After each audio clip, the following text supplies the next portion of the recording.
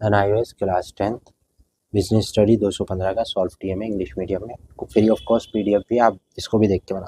Question 1 है और उसका ये आंसर है, ठीक है। इसके बाद जो है दूसरा क्वेश्चन आ जाता है, ये उसका आंसर है, ठीक है।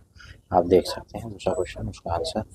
इसके बाद जो है तीसरा क्वेश्चन है हमारा और ये उसका आंसर है तीसरे क्वेश्चन, ठीक है। इसके बाद आ जाते हैं हम चौथे क्वेश्चन पे, ये चौथा क्वेश्चन है और ये उसका आंसर है, ठीक है। चौथा क्वेश्चन और उसका आंसर।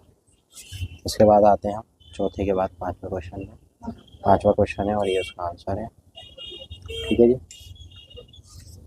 और ये पूरा हो जाता है। इसके बाद आते हैं छठे क्वेश्चन में, छठा क्वेश्चन है और ये उसका आंसर है।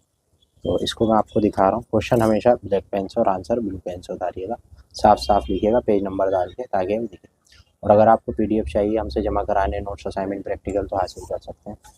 और वीडियो को लाइक शेयर सब्सक्राइब ज़रूर करते रहें, ताकि हम आपके लिए ऐसी वीडियो बनाते रहें और आप उस पर काम करते रहें। चैनल को सब्सक्राइब और लाइक ज़रूर करें। थैंक्स फॉर वॉचिंग और हमारे साथ जुड़ने के लिए आपका बहुत बहुत धन्यवाद।